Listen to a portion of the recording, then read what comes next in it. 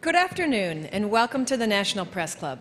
My name is Angela Greiling-Keene. I'm a reporter for Bloomberg News and the 106th president of the National Press Club.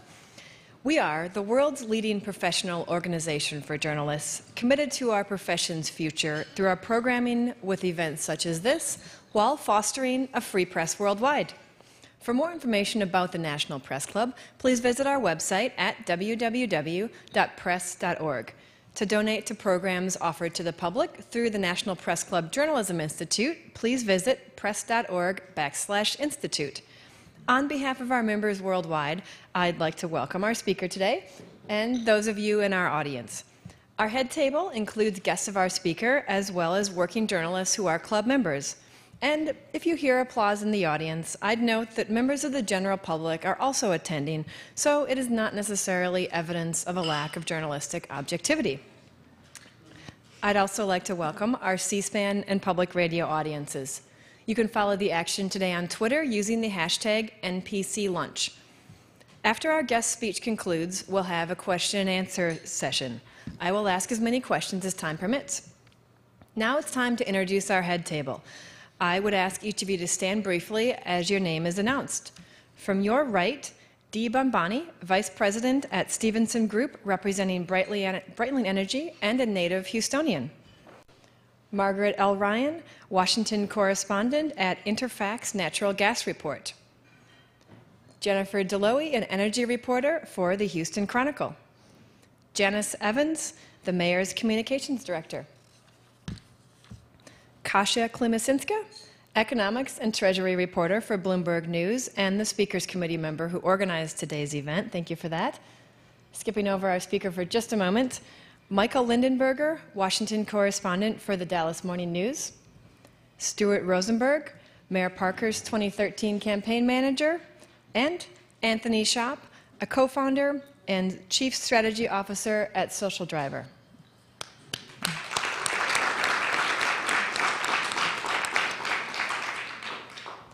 Our guest today won her third and final term as Houston mayor in November and has been described by the Houston Chronicle as, quote, risk-averse, competent, and scandal-free. Even so, Annise Parker has proven to be an interesting person. With a degree in anthropology, sociology, and psychology from Houston's Rice University, she previously worked for Texas Gulf Oil and Gas and Mosbacher Energy. She was also a prominent gay rights activist in Houston and served as the city controller and as a city council member for 3 terms each before securing the city's top job. The Chronicle described the city she leads as stuck in a drought and global economic downturn during her first term and supercharged with energy revenue and jobs during her second term. For the third term, the newspaper sees the mayor as focusing on employment, economic development, and rebuilding streets and drainage.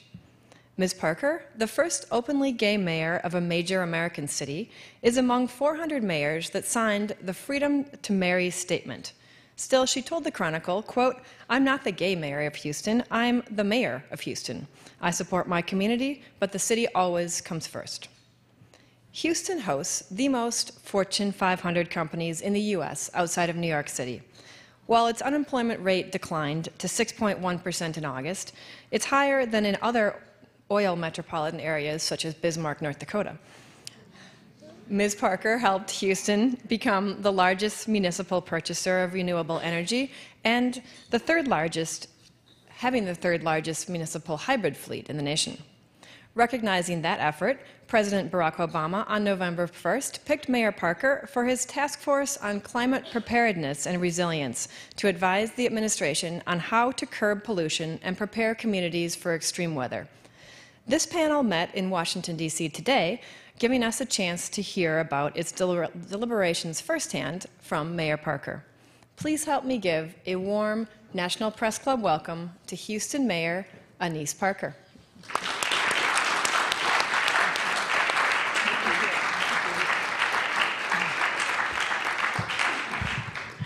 I appreciate the chance to be here and visit with everyone, and it is nice to see some friends in the room as well.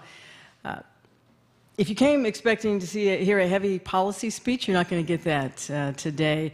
The topic I sent in is, why is it so hard to get things done politically? And with that topic, if you thought I was going to talk about partisanship or egos or corruption, I'm not going to talk about that either, although they all have their place in politics, or not. The problem is that you could do away with partisanship, you could do away with huge egos, and you could do away with what I think is a relatively small amount of corruption in public office and politics in the United States, and you would still have challenges getting things done. And so, for those of you who brave the weather today, I want to talk to you a little bit about why it is so difficult to make things happen, and really about the true nature of the jobs that we hold. You know, it's become popular recently to spend a lot of time and energy on a candidate's religious affiliation. And there are groups that want to make things like that a litmus test.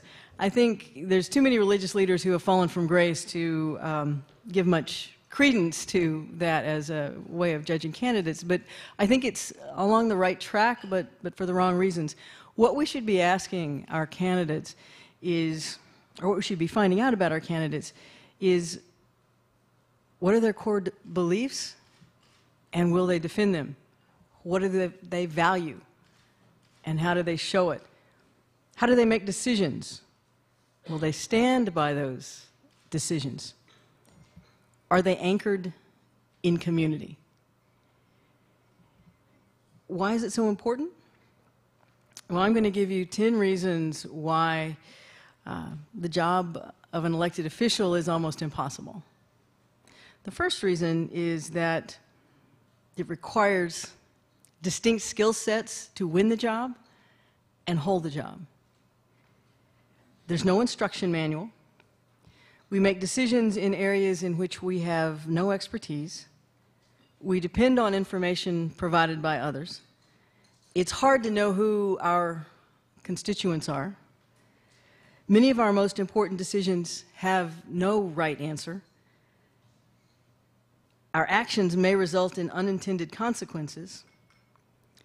Some things we do require our action but are actually beyond our control. They may be in our control, but impact others in ways that, ways that we don't expect. And then most of us won't see the results of many of our most important actions. Starting with the first, those skill sets. Campaigning, running for office, and governing are very different activities. A candidate has to be disciplined with message, has to be disciplined and focused on raising money, has to be outgoing, engaging, able to connect with voters, willing to take a position and ride that position all the way through the election, even if they change their mind about that position. And then as soon as you get into office, it is about, well, for most of us, compromise and collegiality. It is about flexibility and working with others.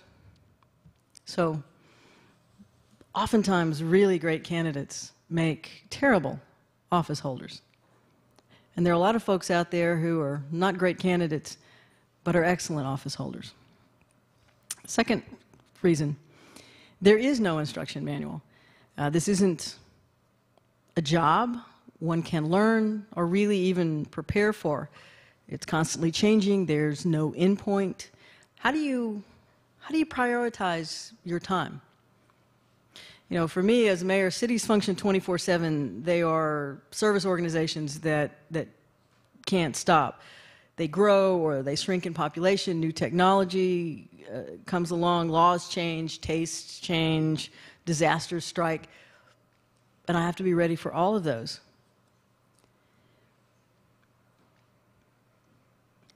who would I learn that from?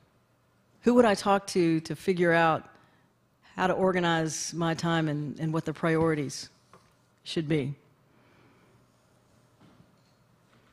Oh, and of course, if I'm still campaigning for office, I have to spend some of my time back in that other persona that has to run. Number 3, we decide things about which we have no expertise. And one of the early agenda items I had when I first became a council member 16 years ago was a line item for purchase of fresh, whole bovine blood. I know y'all have finished eating. Why would the city of Houston buy bovine blood? Turns out we bought crickets and monkey chow, too. We own a zoo. And as a council member, I got to vote on the supplier of those objects. Do we really need a new paddle at the sludge dewaterer? You can think about what that is, too. At the sewage treatment plant, what should it cost? How long should it last? Who are the best suppliers? Heck if I know. How many of us would? Yet we're constantly asked to make those kinds of decisions. Number 4, depending on information supplied by others, well, how do I make that decision? I have to depend on those who possess the information and who either work for me or with me or come in the door. This is true of CEOs in any industry. The higher you are up in the food chain, the less direct information you have on which to base your decisions, the less real experience. And so what happens is you fall back on your personal experiences, your own character traits, and if you're lucky enough, you depend on your team. But it's really easy for lobbyists to become sources of information because they're there and they have answers. Number 5, who are my constituents and what do they want? Well, you're thinking this is not very hard. They're people that you represent, the people in your district.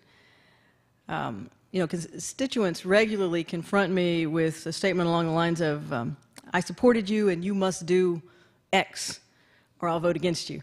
And other than being annoying, that's really not what makes it hard to decide who your constituents are. What if, as so often happens, your constituents don't know what they want? They're divided. How do you know who the individual stakeholders are in this particular situation? How do you find them? What if they don't know their stakeholders? How do you reach them to include them? Is it the people who take the time to contact you, who write or call, who send form emails? Please don't do that. I had to learn a long time ago that happy people don't come down to a city council meeting on a Tuesday afternoon to tell us how happy they are. Only the angry people show up. So as public officials, we are regularly messaged either by those who particularly want something and they are passionate about it, or those who are particularly angry about something and they are passionate about it. And it is easy to think that those are the only voices that are out there. Reason number 6, there really are often situations where there are no right answers. As a council member, I worked on an issue. It was important to Houston, the largest unzoned city in America, and it had to do with where we put small so-called hot sheet motels. And I won't let you think too much about that one either. But, I decided as a council member to wade in on limiting the proliferation of hot sheet motels because these small motels used by prostitutes and drug dealers tend to be in minority neighborhoods, and we couldn't just say you can't build there. I had to figure out a way to do it. And so I started researching the issue, and I thought, okay, I gathered the stakeholders, and the stakeholders were the folks in the neighborhoods where these hotels were, and we put a package together to limit the hotels, and then I went and contacted the small hotel and motel industry, and I discovered that the most common name for hoteliers, small hoteliers in America, is Patel. And most of them are owned by foreign nationals who have immigrated into the United States, and that is their piece of the American dream. And so I had created a situation where I had minority stakeholders in those neighborhoods who didn't want the hotels, and minority business owners for whom that was their livelihood and whose children lived in those hotels, and the whole family worked to build their dream. What's the right answer to that? And I'll just say it got a little more complicated. I said, okay, I won't let you rent by the hour. And then the big hotels contacted me and told me what a bad idea that was. And the hotels that cater to the truckers contacted me and said, no, truckers have to stand down after so many runs, and we have to be able to do multiple turns if we're going to be able to accommodate all the truckers that come through. Oh, gosh, that was fun. But I will go on. Next issue, issue number 7. Issues require our action but are beyond our control. I'll give you a great example. Air quality. I'm constantly asked about the impact of air quality on the ability of Houston to grow into the future. We are home to much of the refining capacity here in the United States, and it's critical to us. We're also a car city. We pump a lot of pollutants into the air. How our air is perceived and how we clean it up is important aesthetically, commercially, and legally. The plants, most of the refineries are outside the city of Houston's borders. The state controls our implementation plan. The federal government controls the standards we have to meet. The private sector is largely is responsible for a significant amount of the output, and nobody wants to pay for any of it. And yet, we have to do something. Issue number 8. Unintended consequences. Sometimes the small things can cause the most grief. I helped pass an exotic animal ordinance for the city of Houston. For a while there, we had a proliferation. Everybody wanted to own a big cat, and we didn't have an ordinance. Big cat, not Maine Coons, but big cats. And I said, okay, I want to pass an ordinance banning dangerous exotic animals. And I sat down with with the city legal department, and they helped me work it out. And being lawyers, they did the laundry list, lions and tigers and bears and gorillas and things that you couldn't have. And I got all the way down to the list, and the last item on the list was ferrets, and they were going to ban ferrets. Some of you may remember when New York City banned ferrets, and people took to the streets marching with their ferrets. And I said, I'm not going to ban ferrets. Why do we have ferrets in this list of lions and tigers and snakes over 6 feet long, and that's like 5 feet too many as far as I'm concerned. And they said, well, there was a legitimate reason. They said that there's no rabies vaccine for ferrets, and so we think it's not appropriate for people to have ferrets. And I said, I'm not going to pass an ordinance that bans ferrets and puts a ferret in the same sentence with a tiger. And we're going back and forth, and thank God they found a rabies vaccine for ferrets before I had to do that. But it's often hard to know. Number 9, things that we do that are in our own control, but may impact others in ways that we don't expect, the unintended consequences. Prohibition. Not something that affects the city of Houston, but when we put prohibition in, we jump-started organized crime in the United States. Talk about one of the ultimate unintended consequences. Many of you talked to me earlier, before this luncheon started, about things that are going on in Houston.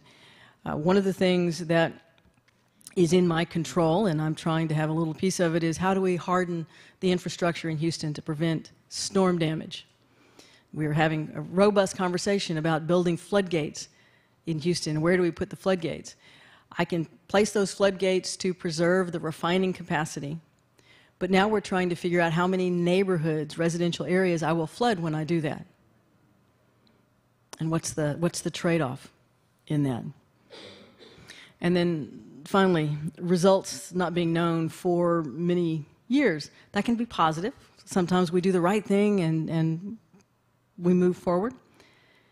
But what if you were the government official who permitted the Fukushima Daiichi nuclear power plant in Japan that met every environmental standard when you passed it?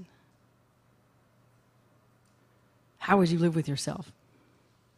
Now, finally, I didn't list this as one of the 10 reasons why it's really, really difficult to be a public official and why you should cut us a little slack. And this is not one of the top 10 lists, but I think it's important in that each one of us wants to be liked. Everybody wanted to be the popular kid in school. In fact, that's why some folks still run for office. But it takes a certain amount of character to know that you can perform perfectly and do great things, and 20% of your constituents are going to hate you no matter what, and are willing to vilify you with the rise of electronic media and the anonymity of Twitter and blog posts. It's hard for many public officials to tune it out, to turn it off, and to recognize that even when we make a decision that we know is flawed, but that a compromise is necessary to move an agenda forward, that we have to be able to live with ourselves afterwards. And for many of us, that can be absolutely paralyzing. I'll close by saying I was at a talk a while back, and someone stood up and talked about the cowboy way. And why couldn't government just be more like the cowboy way? And the cowboy way being defined as, if it's not true, don't say it. It's not yours, don't take it. And if it's not right, don't do it. Unfortunately, there really are situations where you can't know what is true, what is yours, and what is right. And it matters who you put in the decision-making seat in those circumstances. There are standards of decency and morality and civility to which we must all subscribe. To cope in these kinds of jobs, you must have faith that if you always strive to do the right thing, it will work out, even if your decisions are wrong. You must learn who you can trust and when to place that trust. And you must have faith that there will be another person willing to stand up and put themselves in the arena to try to improve on what you've done. Thank you for the opportunity to address you. Appreciate it.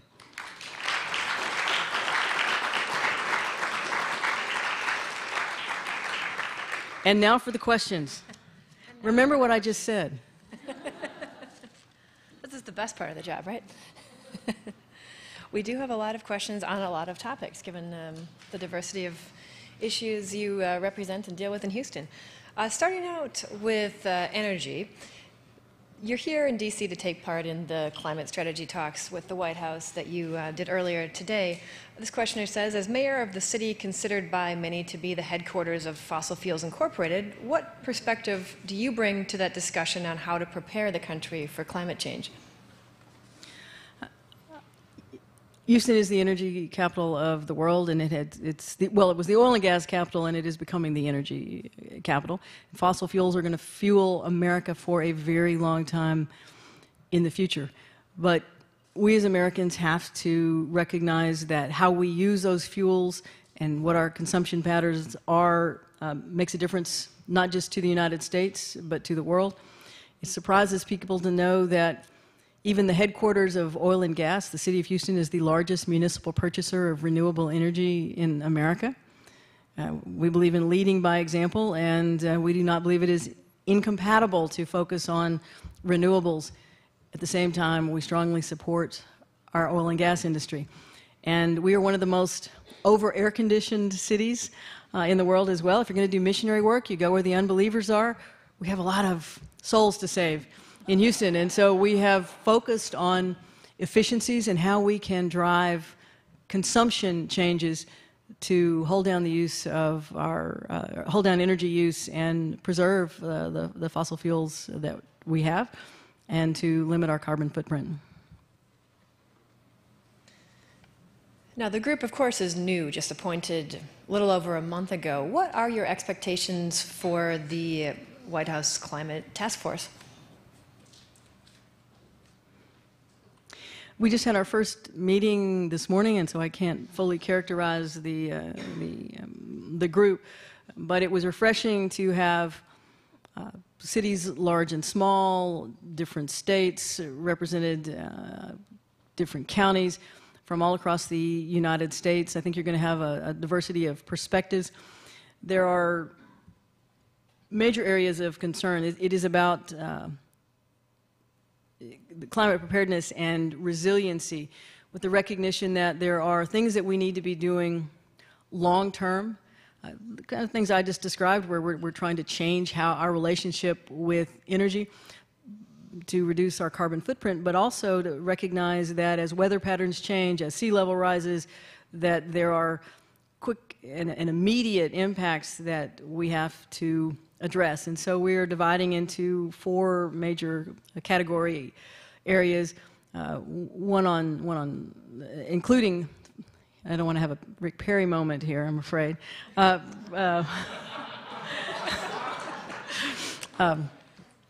The natural resource aspect, the natural disaster aspect, the focus on infrastructure, or water, sewer, and other types of infrastructure, and then finally the resiliency of our community. And if you, recognizing that all of those are interrelated, and it's not about a certain type of way of fueling America is bad or good. I mean, we now understand, and the city of Houston, as I said, we're a purchaser of renewable energy. Most of our renewable energy comes from wind. Windmills kill birds. There is a trade-off to everything, and we have to decide. We have to have realistic science. We have to have real answers, and then we have to have adult conversations about what those trade-offs are and what we're willing to give up to get where we need to go. In Houston, you focused a lot on infrastructure as a part of the solution. Do you see that being part of a federal solution? Infrastructure is one of the most important things we can fund at the government level. I have made infrastructure a hallmark of my administration as mayor, and we're in the process of completely overhauling our water sewer system over the next 20 years, completely overhauling our street and drainage system over the next 20 years. You see, one of the problems here is that I have launched huge capital projects in Houston that I will never see the end of as a public official, and that's one of the challenges. America would not be the economic powerhouse that it is today had we not decided to invest in the interstate highway system, among others. We wouldn't have grown as a country a generation or a century before. We hadn't invested in the railway system in the United States. Infrastructure moves goods. Infrastructure allows businesses to operate, and the federal government has to invest in infrastructure in the same way that local and state governments do. And we're not doing enough of it at the federal level. We are certainly not doing enough of it at the state level. And what happens is that everything rolls downhill, and a lot of us at the local level are spending local tax dollars to take up federal and state burdens that they have let fall. What has Houston done specifically to take into account scientists' warnings that Texas and coastal areas especially are threatened by both rising waters and drought in the future? Yes, we just, in 2011, Texas and Houston experienced the worst drought in our recorded history, and the majority of the state has just crawled out of that drought status. At the same time, we're experiencing more and more hurricane impact. There's no one solution to those two different types of problems. Houston and our coastal regions are very low-lying. There's a good part of Houston that's about 2 feet above sea level, and we are concerned with rising water levels. We are a coastal community and are concerned with the more and more powerful storms that are coming at us, because we've just gone through the drought, we're focused on long-term water supplies. Now, for the rising water level and storm surge, again, not only am I serving on the President's Task Force, I'm also a representative on the C40. I am a believer that there are things that we can do by working together, both on the production side and on the end point, the consumption side, to change our relationship to fossil fuels. But there's not any one answer, and I mentioned during my remarks how we're working to see if we can, for example, protect the refining infrastructure of Houston by installing storm gates or storm barriers, but we do it with the knowledge that that water has to go someplace, so we're going to have an impact on other communities. What is critical is not getting lost in the rhetoric or sound bites, but actually have real science to start from and then make the hard decisions. How does the increasing oil production in the U.S., especially in Texas, affect the city and its environment? It's all good. Really? You're not going to let me get away with it? No, it is... for the city of Houston, because we are not a production area. We've never really been a production area. We are a refining and transshipment area. Houston has always been about moving goods. We're a city of business. And unfortunately, and this deserves a real answer, unfortunately, while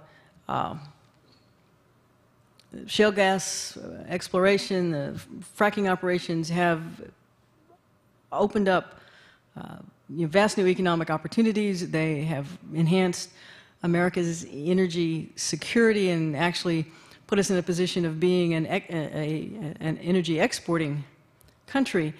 There are environmental impacts that have to be weighed, and the industry is going to have to figure out very, very quickly how to do a better job in recapturing the water used in the fracking operations. It is unconscionable to use the amount of water that we're using in the middle of a drought-stricken area with the different needs placed on those water supplies, for example. But that is not technically in my area in Houston. On fracking, how do you see the fracking revolution affecting Houston? Do you see jobs and revenue gains from that boom being sustainable long-term?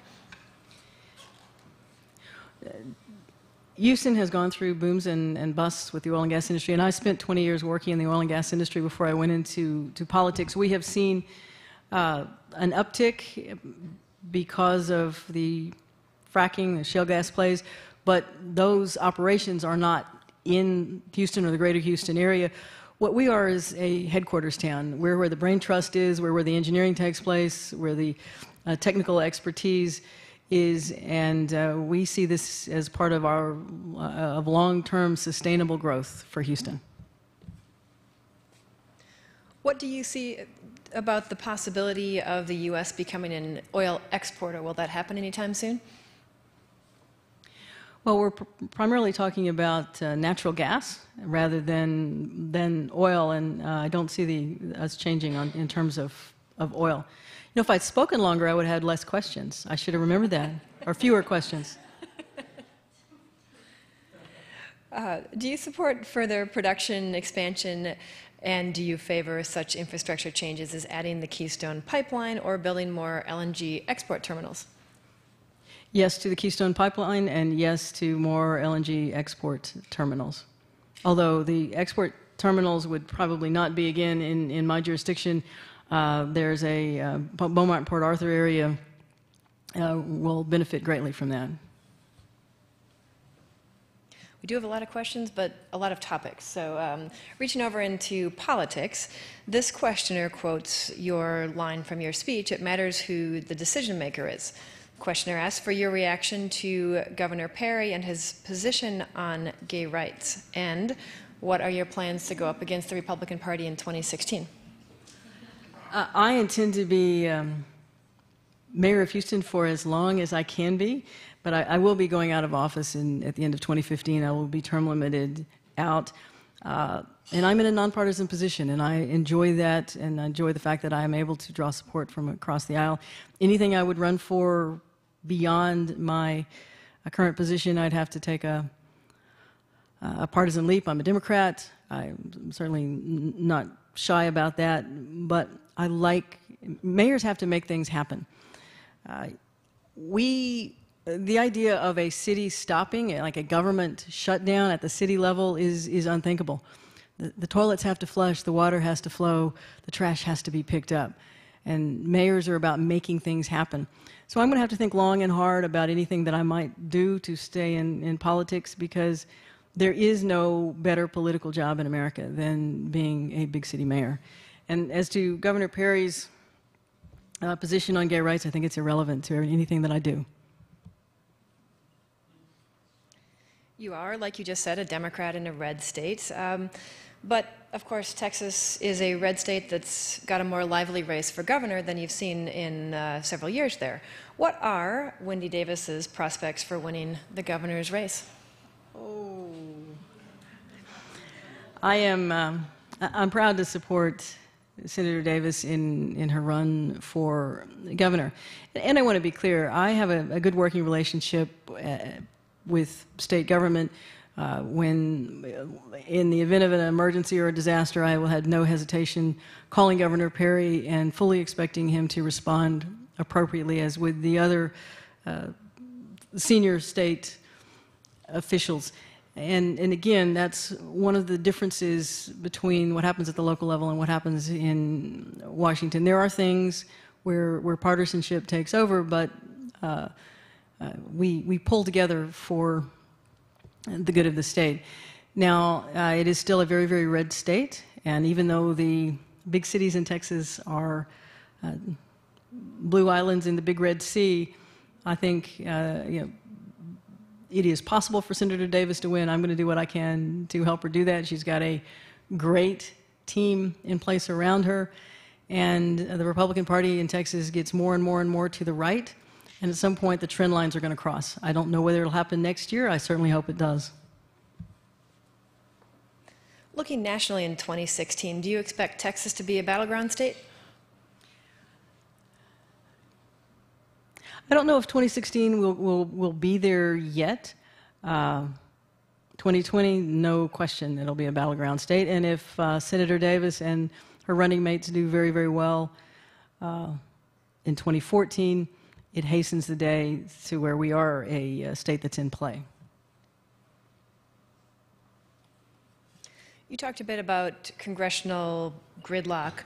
If some of that gridlock can be relieved, what sort of legislation would you like to see coming out of Washington that would benefit Houston before the 2014 elections?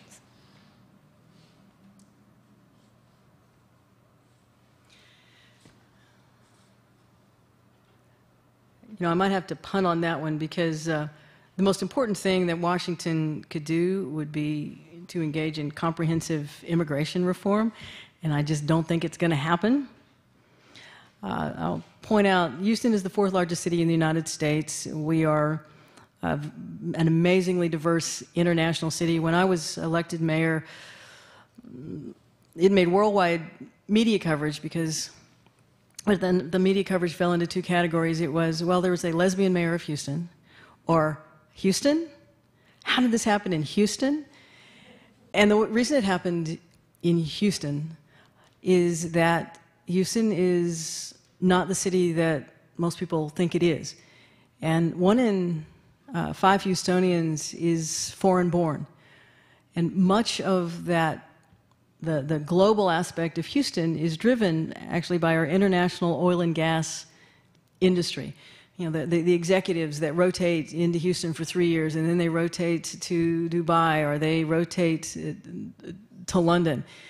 And the fact that we've had tremendous growth in Houston over the last 20 years in migration from all over the world and all over the United States. And so we have a young population, we have an educated population, and we have a very, very international population.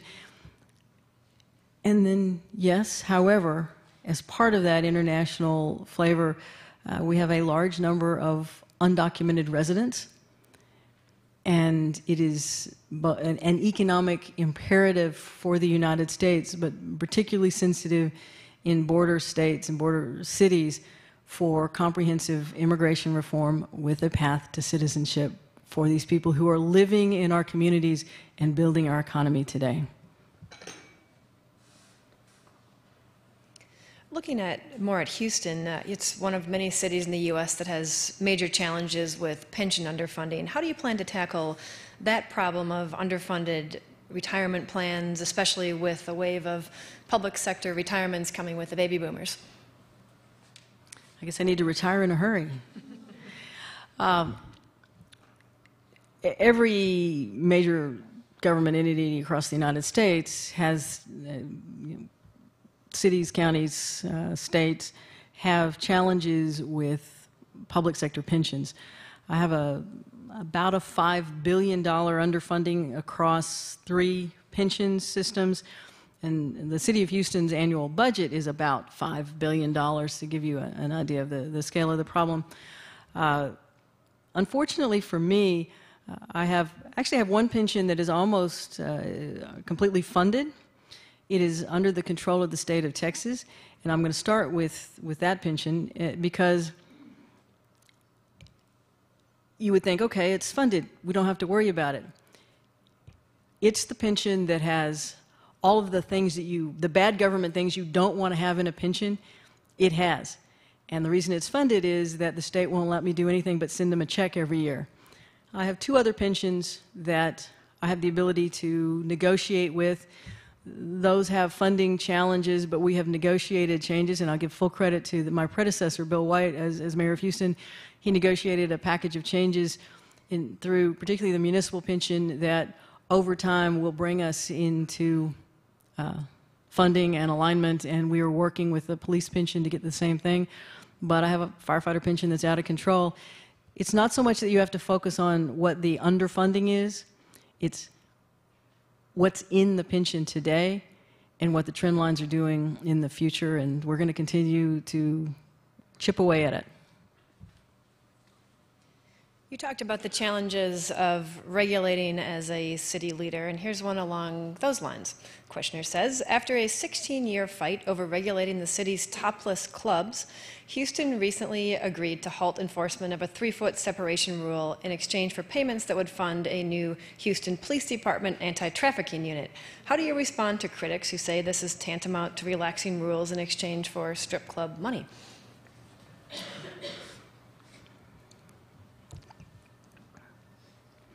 We made the right decision for a higher priority issue in the city of Houston. Our current regulations on the topless industry came in before I came into office. They were instituted about 17 years ago, and we've had 16 years of litigation since. In an unzoned city, there are certain things that you have to, we zone by regulation, and so we've focused on where adult clubs are and how what their appearance is outside, and I think that is appropriate. But for some reason, we also got very involved in how far away a dancer could be from a patron and the size of what they wore. And we've had unproductive litigation for 16 years. That is the definition of insanity, to keep doing something over and over again, expecting a different outcome. We decided to see what the real issue was in the adult entertainment in these clubs. We know that the city of Houston has a huge problem with human trafficking. As a major city and a major port city, we see a lot of that. And we discovered that some of the adult entertainment industry was willing to work with the city of Houston to try to eliminate human trafficking in the clubs, and we sat down together and worked out what we think is a productive arrangement in exchange for us no longer sending undercover vice operators in with the tape measures to decide how far away the dancer is from the patron and what they're wearing. The adult clubs agreed to take down all their private rooms and have line of sight, and to allow free access and cooperate with the police department in and educate their dancers so that we can eliminate human trafficking. And I think if we can eliminate human trafficking, I'm willing to do a deal with just about anybody. Along similar financial lines, Houston has long-term plans to expand and replace the aging court and jail complex, but with limits on bonding capacity, questioner says it looks like the city may have to get it done with some sort of creative partnership. What kinds of options do you have for that project and others, given financial constraints, and what advice would you give to other cities that are trying to find creative solutions to financial challenges like these? First, I will say that I'm proud of my city council, and I'm proud of the city that we have faced our funding issues head on. My first, actually 3 months in office as mayor, I took to city council a package of reforms so that we could create appropriate level of financing for our water sewer system. And as I indicated earlier, we have launched a major infrastructure project in water sewer, and people's water rates went up to pay for it. We also, in November of 2010, the end of my first year in office, we took to the voters a package of reforms that included the imposition, for the first time, for the creation of a dedicated revenue source for street and drainage improvements. And anybody who remembers the November 2010 election, it was rather anti-incumbent, no new fees, no new taxes, and yet the citizens of Houston imposed a drainage fee on themselves because we were able to have that productive adult conversation. They said, this is the problem, this is how we're going to fund it, these are the projects we're going to do, this is the oversight, and how we're going to handle the money. And we also made a commitment to the voters and said that we would no longer do debt financing for street and drainage projects. And I think we're the only major city in America where the debt per capita has gone down in the recession instead of up. And so we have invested in infrastructure, and we are investing, and we've been willing to pay for it. I still need a new police complex and municipal courts facility, but I don't, because we have, the ratepayers in our water sewer system and the voters for our drainage system have stepped up. I'm trying to use every tool in the toolbox in order to get to a new police complex. Yes, I think I'm going to need, this time, to use a public-private partnership with design, build, finance option. And we're deep in the exploration of that and done our due diligence. I think we can avoid the pitfalls, and I think we're going to get a great police complex, at least broken ground before I leave office, and the next mayor will get to enjoy it. Looking back to Texas politics, what are your immediate plans in advancing LGBT rights in the bright red state of Texas? I don't have any stroke in the state of Texas. I do have some in the city of Houston. And I am a strong mayor in a strong mayor system, and so there are certain things that I've been able to do by executive order. We have a comprehensive non-discrimination policy for city employment. We recognize now all legally married spouses. We don't offer domestic partner benefits, but we do recognize all legally married spouses. And I fully expect, before I leave office within the next 2 years, to pass a comprehensive non-discrimination ordinance for the city of Houston in housing and public accommodations. That's it's not it wasn't obviously a first priority for me, but it is something that I think the city needs to do. All cities compete on, or all cities have to execute on the fundamentals. They compete on quality of life, but considering our future is what I believe the great global city in the United States, that's something that we need to take care of. Given that same-sex marriage is not yet legal in Texas, why didn't you I thought my campaign was over. This is... Go ahead. Oh, no. Why didn't you extend the city benefits to domestic partners, since you actually can't legally get married yet in Texas? I'm not allowed to extend domestic partner benefits to city employees. There was a referendum in 2001 that added to our charter a provision that the city could not offer domestic partner benefits. The reason that I'm able to recognize spousal benefits is the language in the charter is very specific, and it says that, I think they wrote it at a time when no one anticipated that there would ever be legal marriage for same-sex couples, and so the language says that I can only offer health and other benefits to legal spouses, and I can't offer domestic partner benefits. And so we are recognizing legal spouses, not a whole lot of them, but I think we're going to see more. And we're operating in a state with its own DOMA, the Defense of Marriage Act, which prohibits the recognition of same-sex marriages in Texas, or the granting of same-sex marriages in Texas. And so until the Supreme Court sucks it up and sorts all this out, and we're going to nibble around the edges on it. I am in a 23-year domestic partner relationship, and I have been looking forward to the opportunity in the state of Texas to marry her. I may get tired of waiting if it goes on too long, though. I want to be young enough to actually know who I'm marrying when I do it.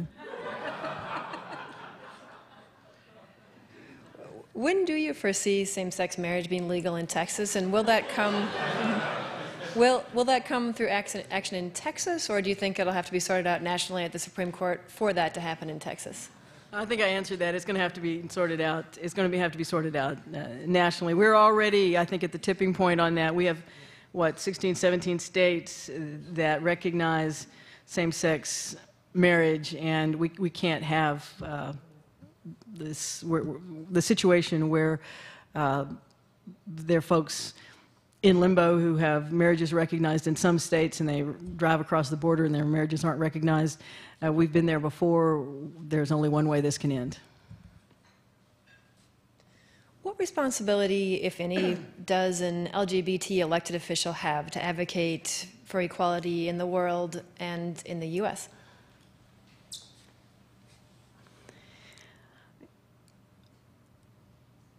I think the best thing I can do for the GLBT community, for my community, is to be the best mayor I can possibly be, to conduct myself with dignity and honor in all aspects, and be, as the Houston Chronicle described me, scandal-free and,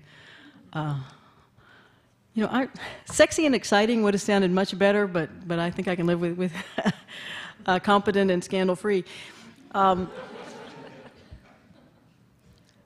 There are certain areas where I can use my bully pulpit, and there are certain areas where I think it's appropriate to do so. I am one of the mayors for equal marriage, but that has nothing to do with my normal day-to-day duties as mayor of Houston. One of the blessings of my election for me is that because I had so much media attention as the gay or lesbian mayor of the city of Houston, was that I was able to use that media attention to talk about my city, to use it to the advantage of Houston, to pivot away from the gay question. I'm happy to answer the gay questions, but I'm not a spokesperson for the GLBT community. I am a spokesperson for the city of Houston, and my choice has always been to advocate for Houston. That said, I have a clear, and I was an activist for a long time. I have a clear public track record in support of equal marriage. I have a clear public track record in support of employment non-discrimination and in support and in the passage of non-discrimination ordinances for cities. And so it's something that on my list that I want to check off before I'm done as mayor of Houston. Before we wrap up, we have a couple of questions on social media, so I wanted to get one of those in. You're active on social media, and questioner wants to know, how have you used social media to serve constituents and connect with supporters, whether they're near or far? I'm not much of a social media person in that I have a Facebook page, but this is a secret, don't tell anybody. Staff handles the Facebook page. I do tweet, and first rule: never pretend that it. Don't let somebody else tweet for you and pretend it's you. And so I sign my tweets. Campaign tweets for me. The city staff tweets for me on my account, but I put my initial on mine so everybody knows it's me. One of the challenges is that it's right there in your hand, in the moment, whether you're happy, you're angry, and you just hit that send button. It's always dangerous. And staff is constantly saying, but Mayor, people want to know the real you, they want to feel connected to you, they want to get a sense of what you're feeling, and then every time I really tell them what I'm feeling, staff yells at me and says, don't do that anymore. And so it's hard to find the right balance and to be mayoral and have that darn gadget in your hand and you just want to hit send. But we're very successful. The gold standard, obviously, for use of social media is President Obama and his campaigns, but as a campaign tool, we have very successfully used social media to reach out to young people, to engage them, to convey messages.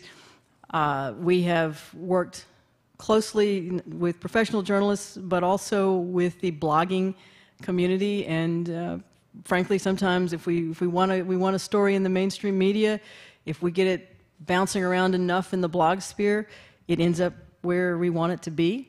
And we have used that to our advantage. And from a constituent standpoint, I have to tell people, they tweet me all the time about their potholes and so forth. And we have a free downloadable phone app for the potholes. I don't actually check my tweets but a couple of times a day. And so if you want that pothole fixed right away, you need to call 311 and use the regular system. So, there's always, we're trying to catch up to the technology that's out there. And so while I enjoy it, I am wary of it too. We are almost out of time, but before asking one last question, just a couple of housekeeping matters. First of all, I'd like to remind you about our upcoming National Press Club Luncheon speakers. On December 16th, we have Dan Ackerson, Chairman and CEO of General Motors.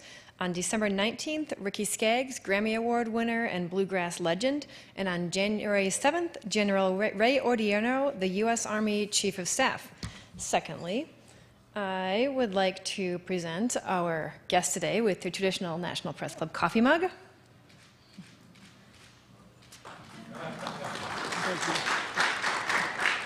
And one last question. You talked about the challenges and the work that goes along with governing a major city. Tell us, what is the best part about being in your job? The best part about being a mayor is that you can make things happen immediately and directly for people. Most other levels of government, you have to, you can talk about things, you can maybe put some language in a bill that might take effect a year or two from now. I can go get someone's water turned on, I can get someone's pothole filled, I can change people's lives for the better very directly and very immediately, and there is nothing like that in the world. Thank you. Thank you for coming today. How about a round of applause?